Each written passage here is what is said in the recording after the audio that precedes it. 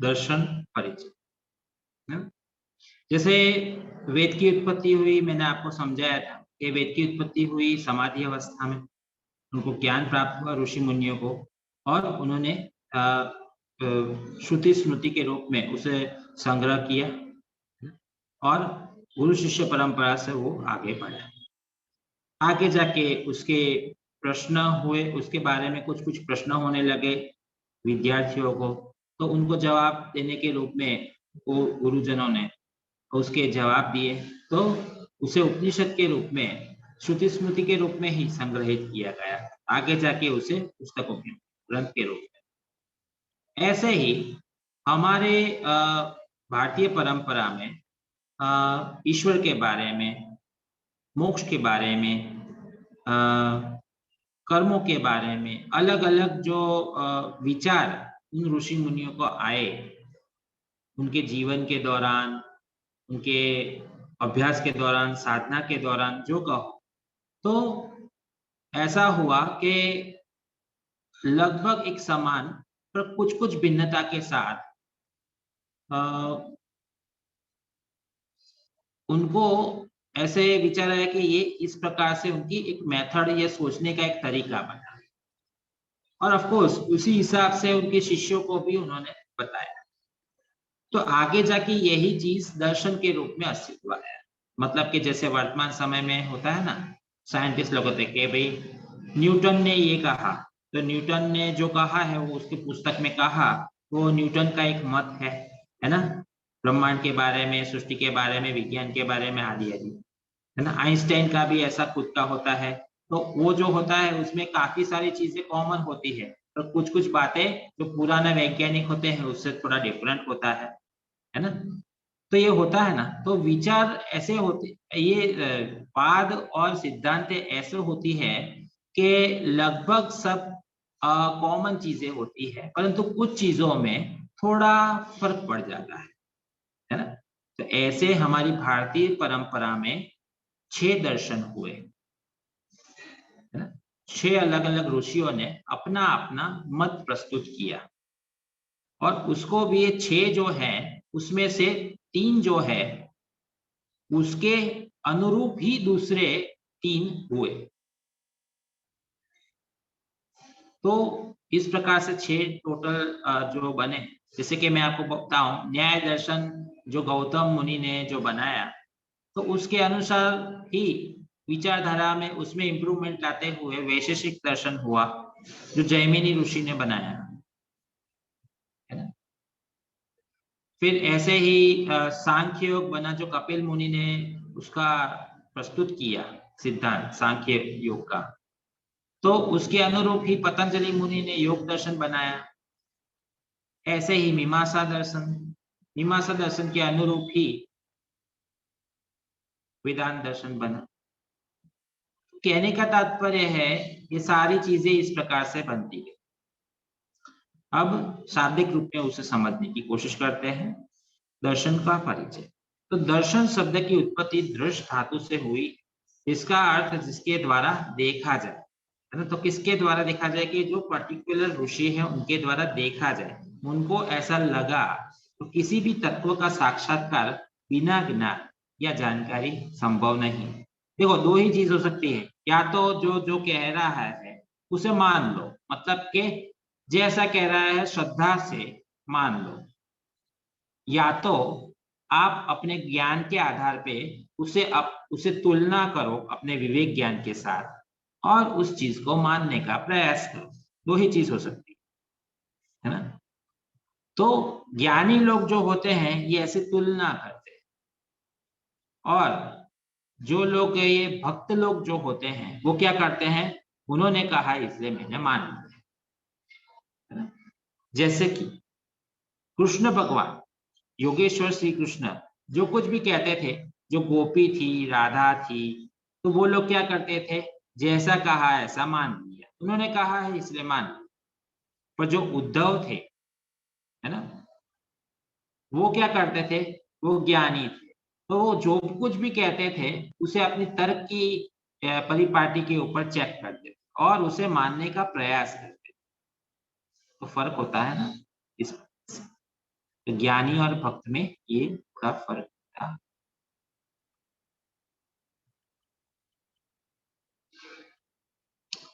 दर्शन शब्द को अंग्रेजी में फिलोसॉफी कहते हैं, फिलोसॉफी। तो इसका अर्थ भी ज्ञान होता है। वैसे अंग्रेजी में इसका अर्थ प्रेम भी होता है। यहाँ प्रेम शब्द विद्या के लिए प्रयोग हुआ है। इसका अर्थ विद्या के प्रति लगाव या अनुराग होता है। अतः दर्शन का अर्थ ऐसी विद्या या ज्ञान से है जो हमें विभिन्न विषयों का यथार्थ ज्ञान करवाए। इसी के माध्यम से हम किसी भी पदार्थ या वस्तु के वास्तविक स्वरूप को समझ सकते हैं ज्ञान के आधार। अब देखते हैं कि दर्शन जो है, भारतीय दर्शन है, वो कितने प्रकार के हैं। तो भारतीय दर्शन है वो दो प्रकार के, आस्तिक दर्शन और नास्तिक दर्शन। फिर आप कहोगे कि आस्तिक मतलब कि जो लोग मतलब ईश्वर को मानते हैं वो लोग आस्तिक कहलाएंगे, नास्तिक है तो वो कहलाएंगे ना सर कि जो लोग ईश्वर को नहीं मानते। ना, ऐसा नहीं। देखो, भारतीय परंपरा में मुख्य ग्रंथ कौन से है जिसे सर्वोच्च मान प्रदान किया गया है या जिसे माना गया है? तो वो है वेद, है ना, 4 वेद। तो जो व्यक्ति वेद को मानता है सर्वोपरि, मतलब कि वो समाधि अवस्था में ईश्वर के द्वारा दिया हुआ ज्ञान था, ऐसा वो मानता है वेद के बारे में, वेद को मानता है, वेद के ज्ञान को मानता है, वेद के, है ना, तो उसे आस्तिक कहते। और जो वेद को नहीं मानता तो उसे क्या कहेंगे? नास्तिक। तो आस्तिक और नास्तिक की हमारी सामान्य भाषा में जो अंडरस्टैंडिंग है वो अंडरस्टैंडिंग और यहाँ पे जो अंडरस्टैंडिंग है वो भिन्न है। यहाँ पे अंडरस्टैंडिंग ये है कि जो वेद को मानते हैं वो आस्तिक और जो वेद को नहीं मानते हैं वो नास्तिक, बराबर। तो आस्तिक दर्शन कौन कौन से? तो ये 6 दर्शन जो है ना, षड दर्शन, उसे आस्तिक दर्शन कहते हैं। नाम से कहूं मैं तो न्याय दर्शन, वैशेषिक दर्शन, सांख्य दर्शन, योग दर्शन, फिर मीमांसा दर्शन और उत्तर मीमांसा और पूर्व मीमांसा, 2 इस प्रकार से। तो आस्तिक दर्शन क्या होता है? तो आस्तिक दर्शन उसे कहते हैं, मैं आपको एक और चीज भी समझाऊं कि मीमांसा दर्शन जो उत्तर मीमांसा होती है उसे मीमांसा कहते हैं और जो पूर्व मीमांसा होती है उसे वेदांत दर्शन कहते हैं या ब्रह्म सूत्र भी कहते हैं। अब आस्तिक दर्शन, आस्तिक दर्शन उसे कहते हैं जो दर्शन वेद की प्रामाणिकता को मानते हैं, अर्थात जो दर्शन वेद को प्रमाण के तौर पे मानते हैं वह आस्तिक दर्शन की श्रेणी में आते हैं। वेद को प्रमाण या वेद की सत्ता में विश्वास रखने के आधार पर 6 भारतीय दर्शनों को आस्तिक दर्शन माना। अब ये कौन कौन से हैं? तो एक तो है सांख्य दर्शन, यहाँ पे मैंने नहीं लिखा है, सभी लोगों को ये प्रिंट आउट निकलवा दी है तो जरा कर लें। सांख्य दर्शन के पास में लिखो महर्षि कपिल, है ना। फिर दूसरा है योग दर्शन, वो महर्षि पतंजलि ने कहा। न्याय दर्शन है महर्षि गौतम ने कहा। वैशेषिक दर्शन है वो महर्षि कणाद ने कहा। मीमांसा दर्शन है वो महर्षि जैमिनी ने कहा और वेदांत दर्शन है वो महर्षि बद्रायण ने। अब नास्तिक दर्शन, तो नास्तिक दर्शन क्या होता है? नास्तिक दर्शन इन्हें कहते हैं कि जो वेद की सत्ता को नहीं मानते। वो कहते हैं वेद को मानने से ही हम चीज समझ पाते हैं, ऐसा वो नहीं मानते। परंतु हाँ, वो लोग भी निर्वाण को मानते हैं, कैवल्य को मानते हैं, परंतु चार्वाक दर्शन तो किसी को नहीं मानते, है ना। तो बौद्ध दर्शन, जैन धर्म दर्शन फिर भी पूर्व जन्म को मानता है, फिर सॉरी, ये निर्वाण को मानता है, कैवल्य को मानता है, परंतु ऐसा वो नहीं कहता है कि हम ईश्वर को मानते हैं, है ना, वो ईश्वर को नहीं मानते। पर नहीं मानते हैं उससे उनके ज्ञान की निरस्तता साबित नहीं होती है, मतलब कि इम्पोर्टेंस कम नहीं होता है उनके ज्ञान का। क्यों? क्योंकि आफ्टर ऑल ये सारे मत है एक प्रकार के, सब में खूबी और खामी होगी। तो जिस ज्ञान के आधार पे आपकी आध्यात्मिक उन्नति होती है वो ज्ञान आपके लिए सही है, तो स्वीकार तो करना पड़ेगा, सभी के मतों को स्वीकार तो करना पड़ेगा। हमारी भारतीय जो परंपरा है, आध्यात्मिक परंपरा, वो सबका स्वीकार करती है। यदि खुद को अच्छी लगती है तो भी, न लगे तो भी। चार्वाक दर्शन है, बिल्कुल भी इसको मानते नहीं है कोई, है ना, पर फिर भी उसका स्वीकार किया है कि भाई ये एक मत है एक प्रकार का, तो उसे भले आप स्वीकार न करो परंतु उसके बारे में चर्चा कर सकते हो आप, इस प्रकार से। तो बौद्ध दर्शन जो भगवान बुद्ध के बाद जो बना, वो उनके जीवन के आधार पे, उनकी शिक्षा के आधार पे। और दूसरा है जैन दर्शन जो महावीर स्वामी के बाद बना। और फिर चार्वाक दर्शन। चार्वाक दर्शन ऐसा दर्शन होता है कि भाई ना खाओ पियो और मौज करो, है ना, किसी की उधारी लेकर भी मौज करो। वो अब थोड़ा विस्तार से जाएं इसके, तो षड दर्शनों के बारे में विस्तार से समझते हैं। तो भारतीय दर्शनों को समझने का, षड दर्शन को समझने का प्रयास। दर्शन का अंग्रेजी शब्द फिलोसॉफी है। फिलोसॉफी शब्द लैटिन भाषा के दो शब्द फिलोस और सोफिया से मिलकर बना। फिलोस शब्द का अर्थ है प्रेम और सोफिया शब्द का अर्थ है ज्ञान, है ना। दर्शन शब्द दृष्ट धातु से बना है। हर जगह पे आप ये देखो, कोई नया शब्द आएगा ना तो उसकी जो धातु, मूल धातु है ना, उसकी चर्चा हो, है ना। योग जो है वो यूज धातु से बना, यूज धातु का ये 3 अर्थ निकल, ऐसी बात है। तो इस प्रकार से तो भारतीय दर्शनों की संख्या 6। एक तो है न्याय दर्शन, महर्षि गौतम ने कहा। वैशेषिक दर्शन जो महर्षि कणाद ने कहा। सांख्य दर्शन महर्षि कपिल ने कहा। मीमांसा दर्शन महर्षि जैमिनी ने कहा। योग दर्शन जो है वो महर्षि पतंजलि ने कहा। वेदांत दर्शन महर्षि बादरायण व्यास ने कहा, है ना। देखो इसे हम दो उसमें विभाजित करें ना, कि जो जिसके पूरक या पूरक न कहे, उसके आधार पे बनाया हुआ जो दर्शन है वो, तो न्याय दर्शन और वैशेषिक को अलग कर सकते हैं हम, सांख्य और योग को अलग कर सकते हैं, और मीमांसा और वेदांत को। तो इसमें भी ये एक चीज आती है, सत्कार्यवाद और असत्कार्यवाद। तो सत्कार्यवाद और असत्कार्यवाद की भी बात आता है, तो उसके अनुरूप ये होता है कि भाई न्याय दर्शन और वैशेषिक दर्शन ऐसा कहता है कि कोई भी कार्य होता है उसमें कारण की आवश्यकता नहीं है ना, ऐसा कहते हैं। और सांख्य दर्शन ऐसा कहता है, योग दर्शन ऐसा कहता है, कोई भी कार्य होता है उसमें उसके पीछे कोई कारण तो जरूर से। तो यही सत्कार्यवाद और असत्कार्यवाद। फिर मीमांसा दर्शन और वेदांत दर्शन तो एक दूसरे के पूरक ही है। मीमांसा दर्शन के बाद वेदांत। न्याय दर्शन, न्याय दर्शन के प्रणेता महर्षि गौतम है। न्याय दर्शन का प्रमुख उद्देश्य तत्व ज्ञान की प्राप्ति।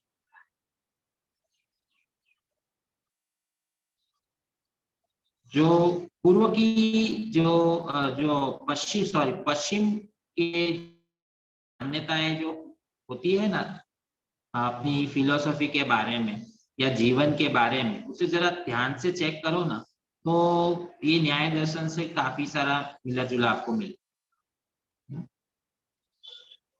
वो उनका दर्शन ईश्वरवादी दर्शन नहीं, वो ईश्वर को सृष्टि का स्वामी एवं नियंत्रक मानते हैं। न्याय दर्शन ने ईश्वर को ही परमात्मा कहा है। इस दर्शन में ईश्वर की महत्ता का विस्तार से वर्णन करते हुए बताते हैं वो कि ईश्वर की कृपा दृष्टि से ही मनुष्य को मोक्ष की अनुभूति होती है। ईश्वर के षडेश्वरी गुणों का भी उल्लेख उस दर्शन में मिला है। न्याय दर्शन 5 अध्यायों में विभक्त है। प्रत्येक अध्याय के 2 भाग। न्याय दर्शन के अनुसार 4 प्रमाण बताए गए हैं: प्रत्यक्ष प्रमाण, अनुमान प्रमाण, उपमान प्रमाण और आगम। प्रत्यक्ष प्रमाण मतलब कि ये प्रमाण के आप अभी पढ़ रहे हो मेरे साथ ना, तो ये क्या है? प्रत्यक्ष प्रमाण है। ये पढ़ के कैसा लग रहा है? 1 नंबर। 2 नंबर, किसी ने मेरे बारे में कहा कि ये सर पढ़ाने में ऐसे है, तो वो कौन सा प्रमाण हो गया? वो आगम प्रमाण हो गया कि भाई किसी ने कहा और आपने माना, तो वो आगम प्रमाण हो गया। मतलब किसी शास्त्र ग्रंथ ने कहा, कोई व्यक्ति ने कहा, है ना, कोई आपके गुरु ने कहा, कोई शिक्षक ने कहा, कोई ऐसे व्यक्ति ने कहा कि जिसकी आप मानते हो, तो वो आगम हो गए। तीसरा हुआ कि यदि आपने मेरे वो एडवर्टाइजमेंट वाला जो वीडियो देखा है ना, उसके आधार पे आपने अनुमान लगाया कि ये सर पढ़ाने में कैसे होंगे, तो वो हुआ अनुमान प्रमाण। और चौथा है ये उपमान।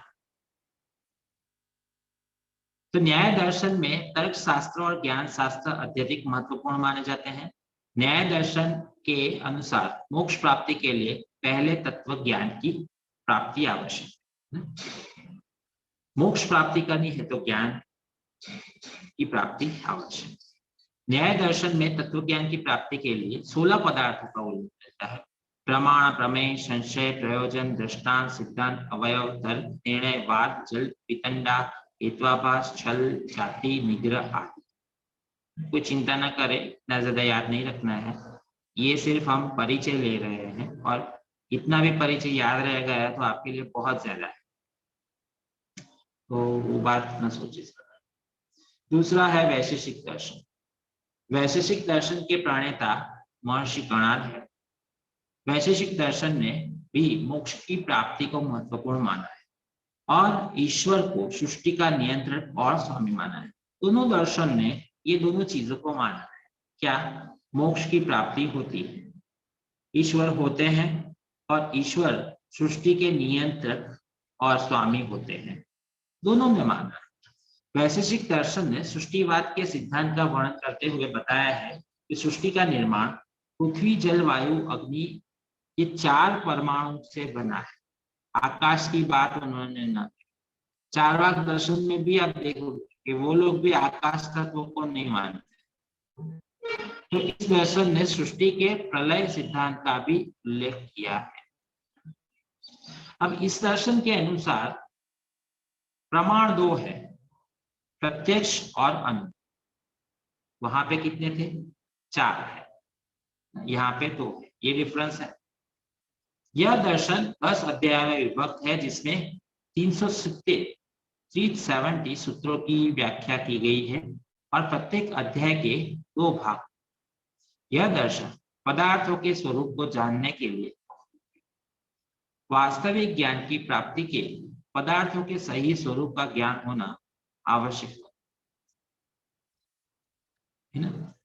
देखो मेरी बात सुनो, कोई भी चीज को आपको समझना है तो उसके बारे में फंडामेंटल समझना पड़ेगा। जैसे कि मैं अभी आपको पढ़ा रहा हूँ, मैं ये सारी चीजें क्यों पढ़ा रहा हूँ? मुझे योग पढ़ाना है, मैं प्रैक्टिस कराऊँ ना आपको। पर यदि योग को ठीक ठीक समझना है आपको, तो उसके बारे में सारी चीजें समझ, हिस्ट्री समझना पड़ेगा, कब से शुरू हुआ वो समझना पड़ेगा, लोगों ने उसके बारे में क्या बताया है वो समझना पड़ेगा, उन लोगों के बारे में भी समझना पड़ेगा जिन्होंने इसके बारे में बताया है। फिर जब वो सिद्धांत व्यवहार में आया तो लोग के साथ क्या हुआ, है ना, और फिर उसका परिणाम क्या हुआ, ये सारी चीजें समझनी पड़ेगी कि नहीं, तभी सब आपको समझ में आएगा कि ये योग का अभ्यास मेरे योग्य है या नहीं। बराबर। इस प्रकार से कोई भी चीज को समझना है तो आपके उस पदार्थ के स्वरूप को जानना पड़ेगा। अब पदार्थ के बदले हम विषय शब्द यूज करें तो उस विषय के स्वरूप को जानना पड़ेगा। तो वास्तविक ज्ञान की प्राप्ति के लिए उस पदार्थ के सही स्वरूप को ज्ञान होना आवश्यक। बराबर। तो वैशेषिक दर्शन के अनुसार भाव पदार्थों की संख्या 6, न्याय दर्शन में कितने हैं? 10। कितने हैं? 16, माफ करिए, है ना। और यहाँ पे कितने हैं वैशेषिक में? 6। तो एक है द्रव्य, गुण, कर्म, सामान्य, विशेष और समवाय, इस प्रकार से।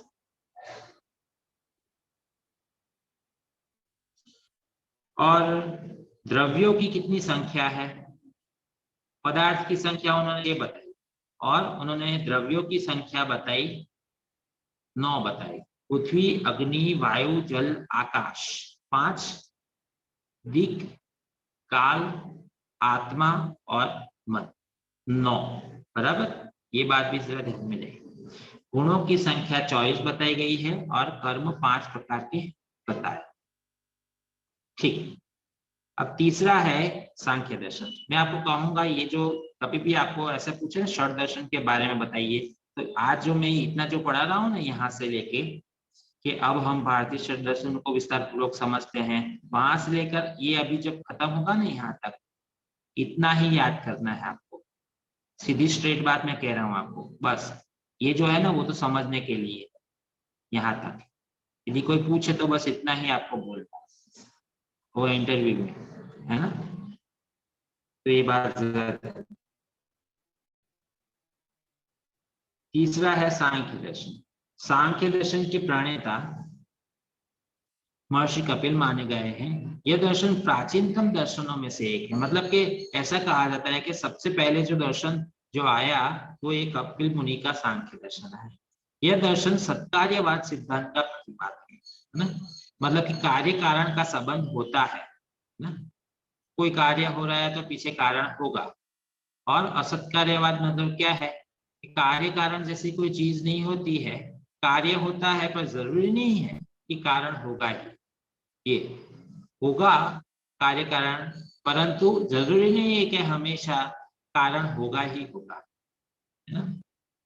इस प्रकार जैसे हम व्यवहार में बोलते हैं ना, लोग है ना क्या है, क्या कहते हैं, लोग हमेशा है ना कुछ न कोई इरादे से ही कोई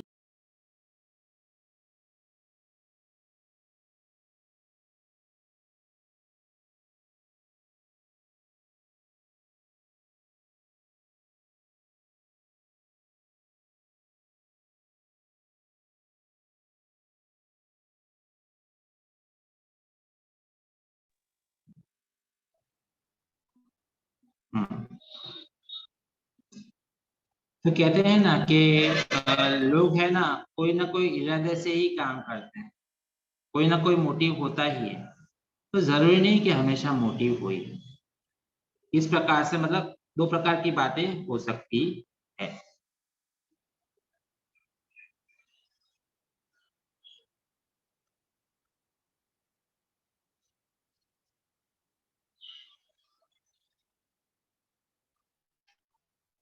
अब सत्कार्यवाद के बारे में जब भी बात निकले तो आपको सांख्य दर्शन के बारे में, योग दर्शन के बारे में सोचना है। ये बात ध्यान में ले, है ना। और असत्कार्यवाद की बात निकले तो आपको ये ध्यान में लेना है कि न्याय दर्शन और वैशेषिक दर्शन, ये भी जरा नोट करें। एक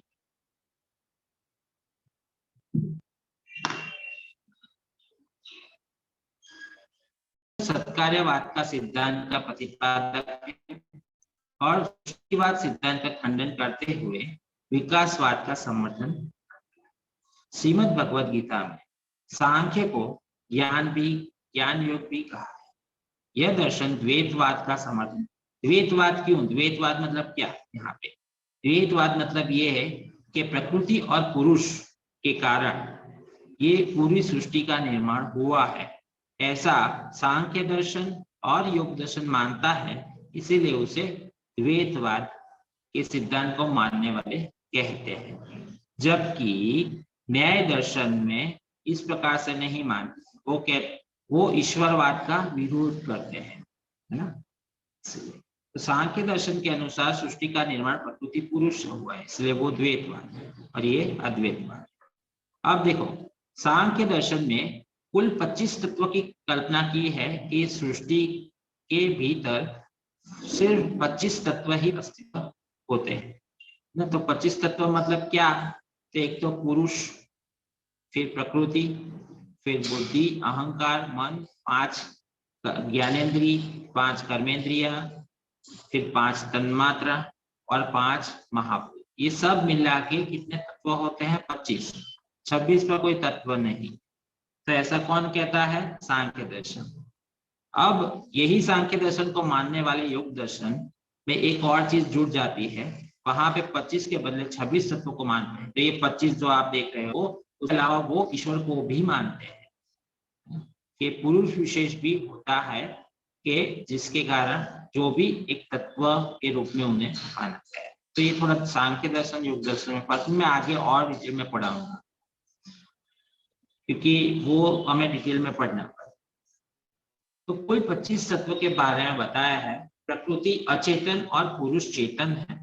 यहाँ पे लिंग भेद की बारे में हम न सोचे कि पुरुष का अर्थ होता है मेल और प्रकृति का अर्थ होता है फीमेल। ये हम तत्वों की बात कर रहे हैं, हम इंसानों की बात नहीं कर रहे हैं, है ना। इसीलिए मेल फीमेल के बारे में न सोचे, या तो फिर ऐसा भी न सोचे कि प्रकृति जो नाम है वो फीमेल जैसा है तो फीमेल हो के बारे में मतलब होगा, पुरुष कहा है तो मतलब कि मेल जैसा है। ऐसा नहीं है। ये कंफ्यूजन अपने भीतर ना पाले। सामान्य जन ऐसा कंफ्यूजन पाले तो समझ सकते हैं। हमें तो ये चीज को समझना है, तो हमारे भीतर ये कंफ्यूजन।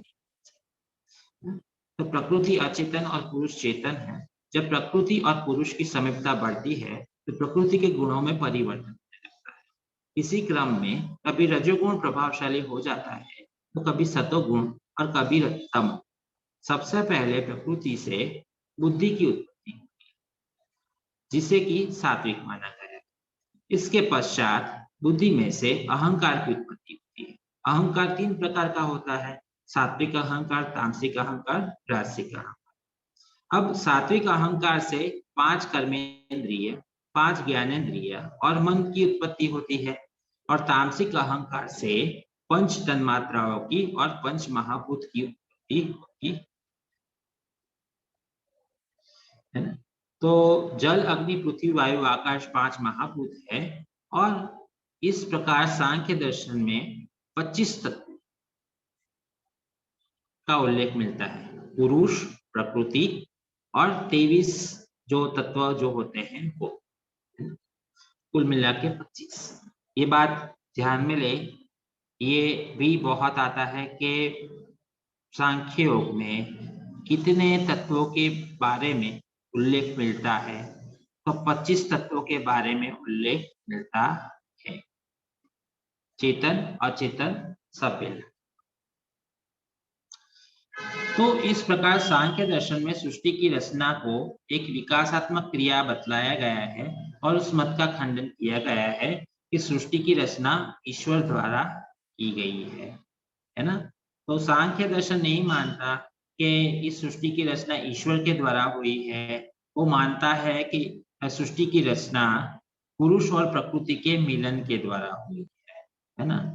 योग दर्शन जो है वो इसको खंडित करता है। भले ही इसके आधार पे बना हुआ दर्शन है, फिर भी वो कहता है कि नहीं, पुरुष विशेष आत्मा को ईश्वर कहते हैं, कि जिसके कारण ही जो कुछ भी आपको दिख रहा है वो यदि है तो वो उनके कारण ही है, ऐसा वो कहते हैं। तो वाद है ना ये सारे, समझे ना बात, अलग अलग। तो सांख्य दर्शन के अनुसार प्रमाण 3 है: प्रत्यक्ष, अनुमान और शब्द। प्रत्यक्ष मतलब मैंने जैसे कहा प्रत्यक्ष, अनुमान मतलब लगा ऐसा कि ऐसा होगा वैसा, और शब्द मतलब कहीं पे सुना, किसी ने बताया या किसी ने रेफरेंस दिया, उसका रेफरेंस, रेफरेंस से मानते हैं ना हम, ऐसे। तो चौथा चौथा नहीं, मैं पहले योग को देख लेता हूं तो आपको इजी हो जाए चीजें। फिर योग दर्शन। अब योग दर्शन के प्रणेता महर्षि पतंजलि है। योग दर्शन को व्यावहारिक दर्शन माना गया है। देखो सभी दर्शनों में है ना ज्ञान की बातें करेंगे। क्या करेंगे? ये ऐसा होता है, ये वैसा होता है, ये सही है, ये गलत है, ऐसा होना है, वैसा होना है, ऐसी बातें आए। ठीक है, अच्छी बात है। पर कोई भी ऐसा नहीं कहेगा कि इसको आपको प्राप्त करना है, इस स्थिति को यदि आपको प्राप्त करना है तो आप किस प्रकार से उसे प्राप्त करोगे, वो कौन बताएगा? पतंजलि मुनि का योग दर्शन। वो कहेंगे कि उच्च कोटि के साधक को अभ्यास वैराग्य का अभ्यास करना चाहिए, मध्यम कोटि के साधक के लिए क्रिया योग करना चाहिए और साधारण कोटि के लोगों के लिए अष्टांग योग का अभ्यास करना चाहिए। अष्टांग योग के अंतर्गत यम, नियम, आसन, प्राणायाम, प्रत्याहार, धारणा, ध्यान, समाधि का अभ्यास करना चाहिए। समाधि की अवस्था प्राप्त करनी चाहिए। करोगे तो आपके साथ ये होगा, आपको यहाँ तक पहुंचोगे। समाधि में भी आपको 2 प्रकार की समाधि मिल सकती है, संप्रज्ञात और संप्रज्ञात, है ना? और उसमें भी क्या होने वाला है आपके साथ, ये सारी चीजें बताते हैं योग। तो क्या करोगे, वो करते हुए आपके साथ क्या होने वाला है और होने के बाद आपके साथ क्या होगा, सब चीजें बता। इसीलिए योग दर्शन को व्यावहारिक दर्शन माना गया है और सभी दर्शनों में योग दर्शन को ही इतना एक्सेप्टेंस होता है और उसे लोग उसका जीवन में उसे अप्लाई कर सकते हैं, जीवन में ला सकते हैं, ऐसा दर्शन।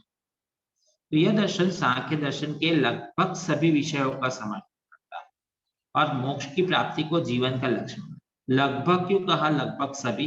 क्योंकि एक चीज तो आपने देखी ना, नहीं मानता कि वो 25 तत्व नहीं 26 तत्व को मानता है, मतलब कि ईश्वर को भी मानता है, पर सांख्य दर्शन नहीं मानता। तो प्रकृति, पुरुष, ईश्वर के अस्तित्व को स्वीकार करते हुए व्यक्ति की मानसिक, शारीरिक एवं आध्यात्मिक उन्नति के साधनों का वर्णन इस दर्शन में बहुत ही स्पष्ट रूप से किया गया है। योग दर्शन में योगाभ्यास को अत्यधिक महत्वपूर्ण मानते हुए अष्टांग योग के विभिन्न अंग, यम, नियम, आसन, प्राणायाम, प्रत्याहार, धारणा, ध्यान, समाधि का विस्तार से वर्णन किया है ना? एकदम विस्तार से। तो योग दर्शन में चित्त वृत्ति के निरोध को महत्वपूर्ण माना है। मतलब कि उन्होंने कहा है कि चित्त की वृत्तियों का निरोध जब तक नहीं होता है तब तक योग घटित नहीं हो सकता, इसीलिए पहले उसके ऊपर कार्य करो। फिर उन्होंने कहा कि 5 प्रकार की चित्त की भूमियों के बारे में बताया, क्षिप्तावस्था, मूढ़ावस्था, विक्षिप्तावस्था, एकाग्रावस्था, निरुद्ध अवस्था। फिर उन्होंने बताया कि योग दर्शन में साधक द्वारा प्राप्त विभिन्न सिद्धियों एवं शक्तियों का भी वर्णन उन्होंने दिया है इस प्रकार से। अब 5वां दर्शन मीमांसा दर्शन। अब मीमांसा दर्शन जो है ना, उसके प्रणेता जैमिनी ऋषि है। ऐसा ना समझे कि ये सारे लोग एक ही कालक्रम में बने, ये अलग अलग कालक्रम में, इन सभी लोगों का कार्यकाल अलग अलग, परंतु दर्शन के रूप में उन्होंने जो गुरु शिष्य परंपरा से चीजें आगे बढ़ाई, आगे जाके वो ग्रंथस्थ हुआ। वो सारे स्वरी जो स्मृति के रूप में जो संचय किया था वो, है ना? तो मीमांसा दर्शन के प्रणेता महर्षि जैमिनी है।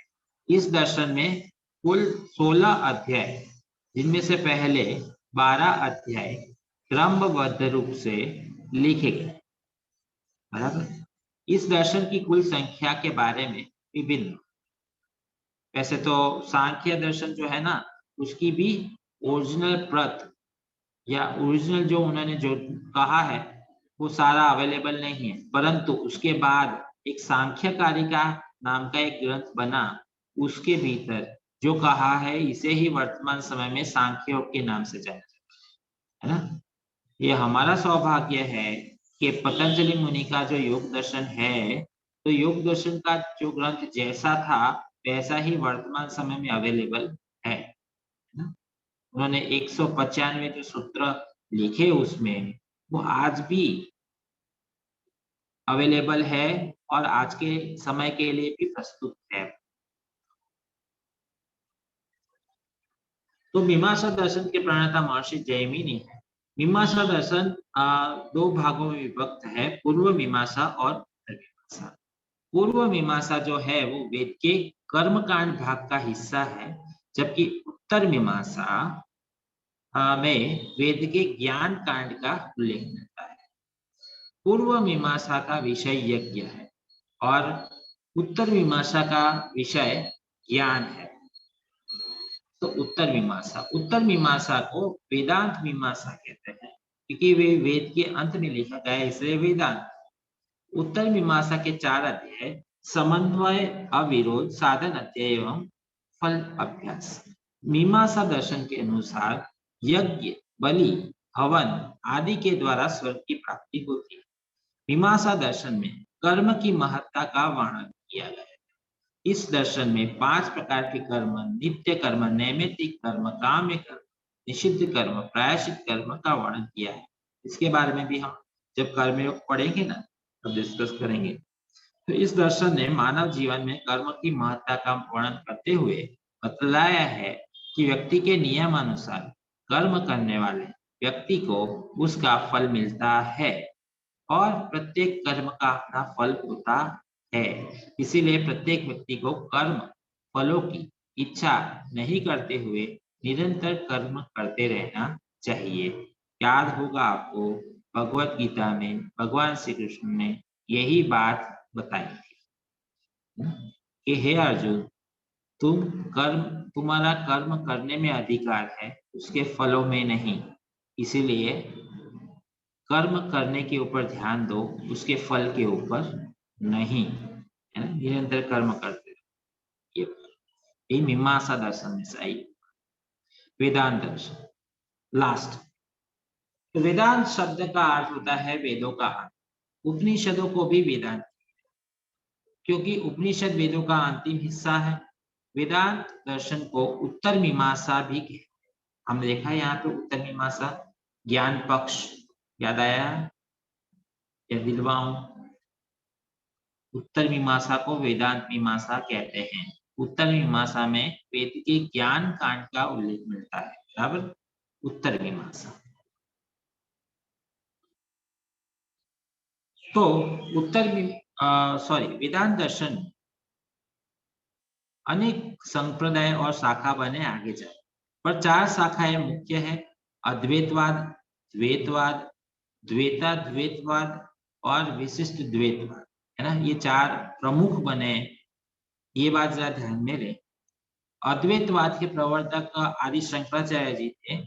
अद्वैत मतलब कि एक ही है, ईश्वर। द्वैतवाद के प्रवर्तक कौन थे? माधवाचार्य। और द्वैताद्वैत के प्रवर्तक निम्बाकाचार्य जी थे। और विशिष्ट द्वैतवाद के प्रवर्तक श्री रामानुजाचार्य जी थे, है ना। लगभग सभी लोग भक्ति योग को और ज्ञान योग को जीवन में लाने वाले इंसानों में से